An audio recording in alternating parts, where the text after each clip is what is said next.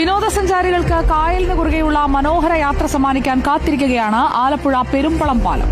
കായൽ കുറുകെയുള്ള കേരളത്തിലെ ഏറ്റവും വലിയ പാലമാണിത്. നിർമ്മാണം പൂർത്തിയായ പാലം വൈകാതെ തന്നെ ഉദ്ഘാടനം ചെയ്യും. കായലിന്റെ ഭംഗി ആസ്വദിച്ച് പാലത്തിലൂടെയുള്ള യാത്ര ചെന്നെത്തുക പെരുമ്പളം എന്ന മനോഹരമായ ദ്വീപിലേക്കാണ്.